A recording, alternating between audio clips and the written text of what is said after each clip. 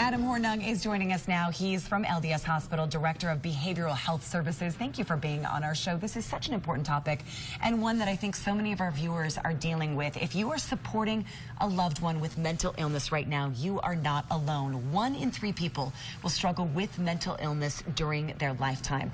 Adam and I were just talking about how if you haven't been touched by this yet, unfortunately, you probably will. What are the warning signs? What should people look for? I think there's a lot of things you look for. I think, you know, if you lose interest in something that you used to have a lot of interest in, a hobby or something like that, that you just drop all of a sudden and have no interest in anymore. I think changes in productivity at work or home. Isolation is a big one, withdrawal socially from people that you love and care about. You know, you get ambivalent about life, kind of a take it or leave it about life in general. So I think those are things you want to look for. So when you start seeing some of these red flags, what is the next step? Because that's such a delicate start. And if it's not done correctly, it can kind of ruin the whole future of help. Yeah, and I think what we want to do and the conversations we want to have with people are, don't worry about that conversation being perfect, right? I think if you're genuine and you're expressing caring to somebody, it usually goes pretty well. So I think what I would want to say, the biggest thing I would want to say to people is, if you're struggling with words to come up with or conversations to have or words of support to share something. It's better than planning forever and not sharing anything ever with somebody. I've had this conversation with someone I love several different times, and it's that conversation about suicide. After that person has talked about it, I don't know what the right thing to say is. In that circumstance, is there something that is better than something else to say? Yeah, I think something is better than nothing.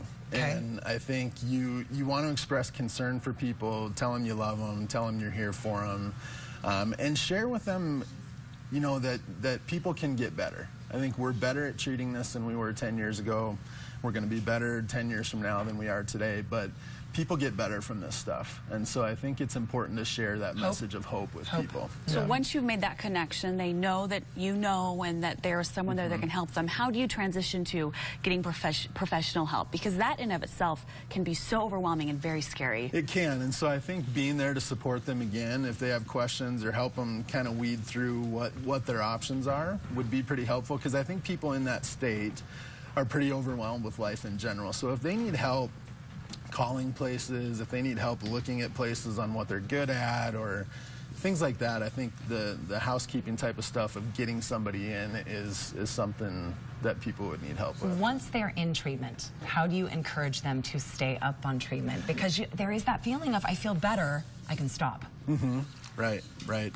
So I think you want to focus on why the success, right? Why are you feeling better? What are you doing different now that you weren't doing before? And so then you can kind of have an organic conversation about what's different. And what's different is they're getting help, they're paying attention to things, they're working on skills most likely, and talking about things that are difficult. And as you do that, you get better. And the temptation really is, oh, I feel better now, I can stop.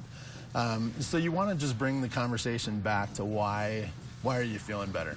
What have you been doing that's different than what was happening before? Which that's an important conversation, because once they feel better, they said, oh, I'm good, I don't need to worry about this. What about the people who just refuse help? They refuse that they have a problem, they refuse to get help, and there's really not much you as a person can do at that point. What is your last resort? Well, I think you always want to keep the door open, even if it's a small crease of an opening in the back door, for somebody to understand if they ever want to talk about it or they ever want to get help, that you're somebody that they can come to.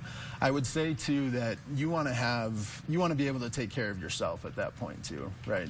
You need to be able to help as much as you can, but not to the point that it takes over your life and starts to impact how you deal with things and how you're functioning in your life. Adam, I know you know this, but it's so important to mention, everybody copes with a loved one with mental illness differently, and there's not a right way or a wrong way to do it. I think some people, because you don't know what to say, maybe you retreat.